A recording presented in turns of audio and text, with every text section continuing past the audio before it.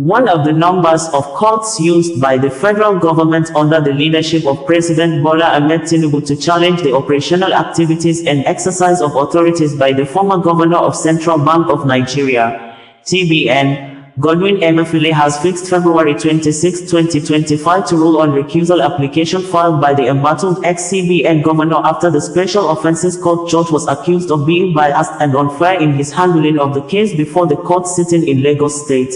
This is coming after another court-ordered final forfeiture of billions of naira worth of properties allegedly linked to the most troubled, investigated, humiliated and detained ex-governor of CBN in Nigeria history.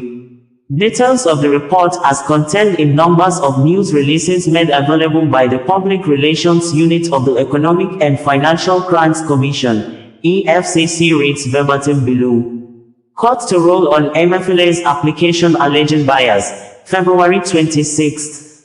Justice R.A. Oshodi of a Special Offences Court sitting in Ikeja, Lagos, has adjourned till February 26, 2025 to deliver ruling on an application by a former governor of the Central Bank of Nigeria, Godwin Emefiele, asking the trial judge to recuse himself alleging bias. Emefiele is standing trial on a 19-count charge bordering on receiving gratification and corrupt demand preferred against him by the Economic and Financial Crimes Commission, EFCC.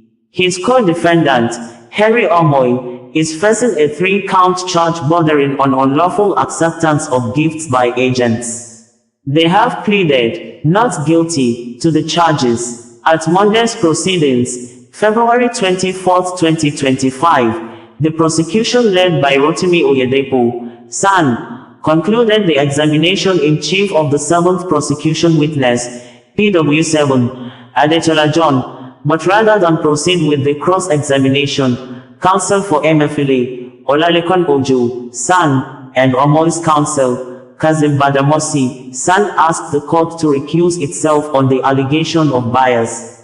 The defense refused to cross-examine the witness and through an oral application, unanimously asked the court to recuse itself alleging bias. Oyedepo, however, vehemently opposed the application.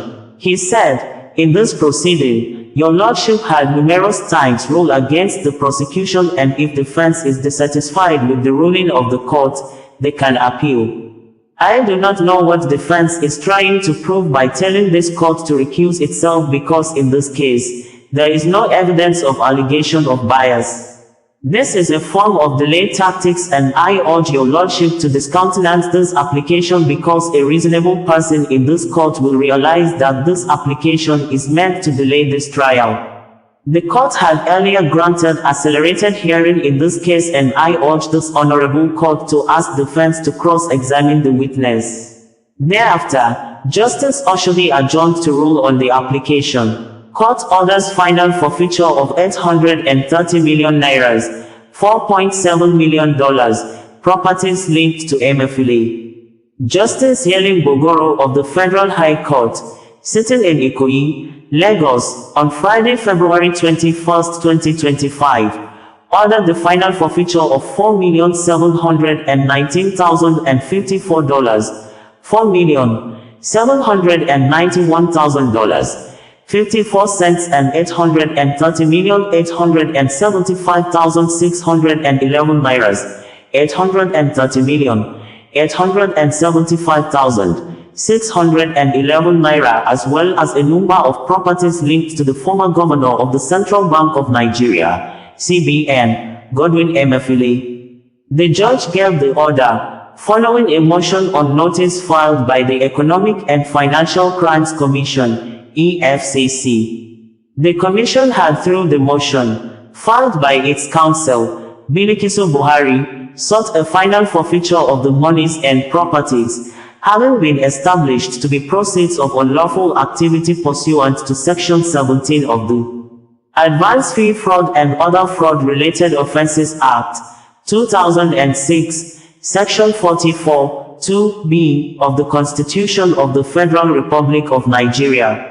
The monies, which are domiciled in First Bank, Titan Bank and Zenith Bank, are being operated by Omol Anita Joy, Deep Blue Energy Service Limited, Exactco Bureau de Change Limited, Lipam Investment Services Limited, Tatla Services Limited, Rosajul Global Resources Limited and Telecommunication Nigeria Limited.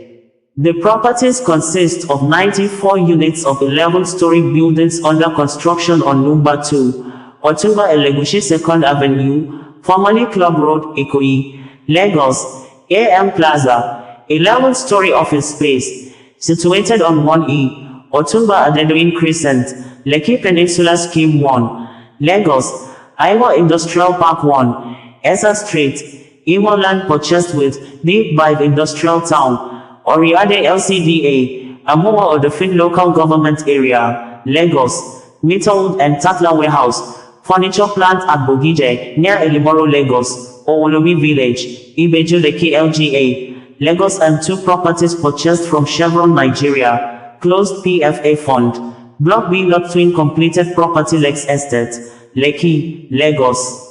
Others are a plot of land measuring 1038.069 SQM, located in Lekki Foreshore Estate Scheme, Block A, Plot 4, Foreshore Estate, Etiosa, Local Government Area, an estate located on 100 Cottonwood Coppell Texas Drive, Coppell, Texas, owned by Lipam Investment Services.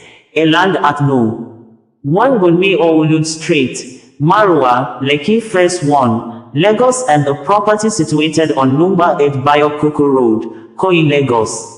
The court also ordered the final forfeiture of 20,000 euros, 20,000 euros and 1,999 pounds and 50 pence, 1,999,050 shillings trust to Exactco Bureau de Change, an investment worth $900,000. $900,000 trust to Anita Joy Omol in Titan Bank, investment worth $4,414,801.76, $4,414,801.76 trust to Deep Blue Energy Service Limited in First Bank, and 283,086,186 nairas and 73 kobos, 283,086,186 naira, 73 kobo trust to Lipam Investment Services. Bringing you the news in a more digital way.